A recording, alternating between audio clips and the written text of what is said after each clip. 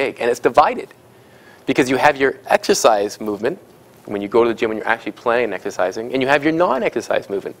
And in your non-exercise movement, which I'm doing right now, you have your spontaneous non-exercise movement. So if I were to be sitting down right now, this knee shaking all over the place. Can't stop it. I do it all the time. I do it at kitchen tables. I do it in restaurants. I shake it so that other people's cutlery goes flying off the table. It's just a nervous habit I have. Burns calories. Similarly, I decide to go for a walk. I walk up the stairs, walk back down. That's non-exercise activity per se. Also burns calories.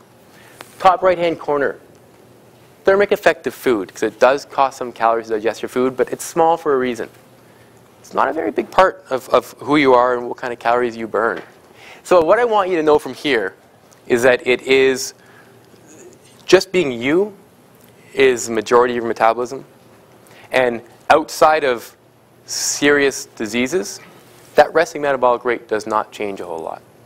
In fact, it's almost impossible to make it change to any large degree. Question top. Sorry, just what is the percentage? 60 to 70%. And they all sort of range depending on, obviously, it's going to be a larger percentage of your day if you didn't work out that day. Smaller part if you did manage to work out. Right. Yeah. Does age affect the resting metabolic rate? Yes and no. Age does, but it also does because of physically the machine changes. Typically, there's less lean mass. We don't know actually if this is because of aging or because of the lifestyle changes involved with aging. You're also less active. If there are injuries that have sort of disabilitated you in some degree, you may just move around less. You may shake that knee around less if it's arthritic, that sort of thing. But it does tend to go down with aging. We don't know per se if it goes down because of aging. Okay, so does a slow metabolism cause obesity? Because that's what we've all been led to believe. That if you are obese, it is because your metabolism is slow. And that skinny person over there we all hate, well, they have a fast metabolism, and that's why they're skinny. Gets kind of weird here. See, most obese people actually have more lean mass than a smaller person. They carry around a larger mass every day, and as an adaptation to that, they have a bit more lean mass. And really important here, by lean mass, I'm not talking just about muscle. Everybody likes to think lean mass is muscle. Your heart, your liver, your GI system, your circulatory system, anything like that counts as lean mass. If you're a very large individual and you are pumping blood around a very large body, your heart's going to have to be bigger than someone who's a 120-pound runner, even though they're athletic. So keep in mind, lean body mass is not just muscle. And it's lean body mass that dictates 60 to 70% of your metabolism, metabolic rate, because it makes up the largest part of your resting metabolic rate. But the other thing is, since obese people weigh more, and they have to move that weight around, that costs more energy. I put a post on my blog once about trying to figure out what it would be like to be very heavy.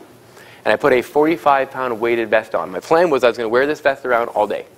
I was obviously going to stay in my house so I didn't look like a freak in my neighborhood. But I was going to put this vest on.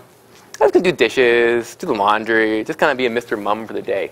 I made 2.5 hours and I was laying on my couch. Still the vest on, but laying on my couch. And I don't think a fire would have gotten me to get up. I was tired. It costs a lot of energy to move that kind of weight around.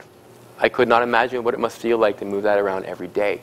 But the bottom line here is that a person who is obese, heavier than you, has a higher metabolism than you do, and burns more calories in any given day than you do. And that's something to consider. So really, lighter, smaller people typically have a slower metabolism than heavier people. Because it's just a metabolic rate. It's just the rate and cost of doing things.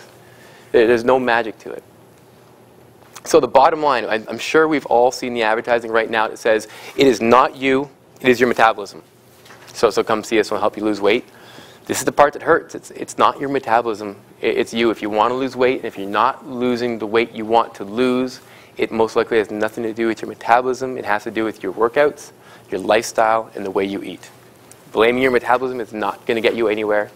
And you can tinker with foods and things that are supposed to boost your metabolism for years without losing weight. That must be frustrating. So let's just avoid that right now. Let's take that, let's break it down. We're going to look at different aspects of things that are supposed to boost your metabolism. We're going to critically analyze them. We're going to go past this, and then we're going to build back up. Can we lose weight simply by increasing our energy expenditure? I do not want to diet, Brad. I like the way I eat. I like my wine at night. I like my sub at lunch. I like my bacon. I'm just going to work out. Unfortunately, it's really hard to do, and I don't think it's something you'd want to do. Boosting your metabolism, your metabolic rate, is a very odd thing. If you look at most diseases that increase your metabolic rate, they are not fun. You are tired. You're fatigued. You're sweating. You do not have energy. You actually have an increased appetite, and you get some insomnia. So that's what happens when your metabolism is boosted by disease for 24 hours a day. Think about intense exercise. If you've ever done a Turbulence training workout, think about how you feel the minute that workout is done. You might be feeling good because it's done, because they're brutal workouts sometimes. But imagine, think to yourself, just finished that workout. Craig's a mean person. Would I want to feel right like I do right now, 24 hours a day for the rest of my life? You probably wouldn't, because you're going to be tired. You're going to be a little weak. You're not going to finish a Turbulence training workout and want to go and do a bench press competition. It's probably not going to be the first thing on your mind. You're probably a little sweaty. You're going to be hungry in a couple hours. And if you do a Turbulence training workout late at night, 11 or 12 at night, you're probably not going to bed right afterwards. If anybody knows any bodybuilders who have dabbled in some of the pharmaceuticals that tend to be associated with bodybuilding, you'd know that they like to use some to boost their metabolism so they can get in shape for their contests. If you've ever seen a bodybuilder on one of these drugs, such as clenbuterol, you will know that boosting your metabolism by pharmaceutical means leads to you being very tired, very weak, very sweaty, like really badly sweaty, and they actually have an increased appetite and insomnia. They just sit there in their bed sweating, burning body fat. Yeah, usually sleeping by themselves at this point. I'll add that in too. So this is just giving you kind of an understanding of what having an increased metabolism all day would feel like.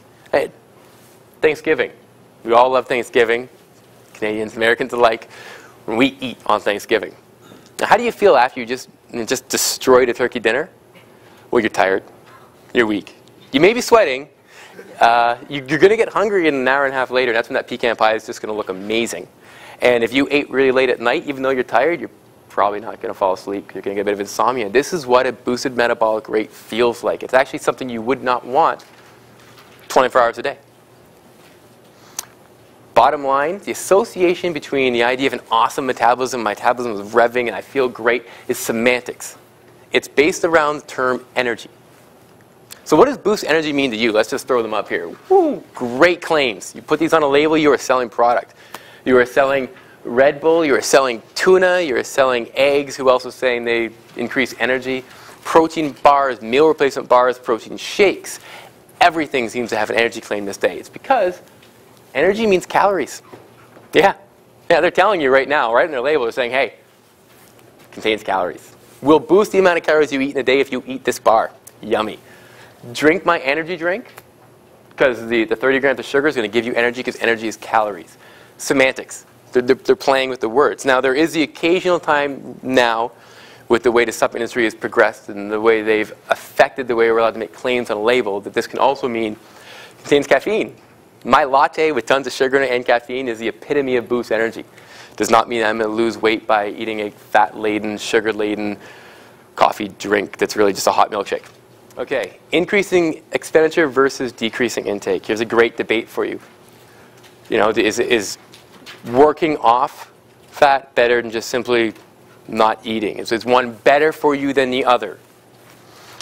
Probably not. In most research trials, the effects of diet versus exercise, or diet plus exercise, as long as everything's equaled out to be about the same in terms of the calorie deficit, results are the same.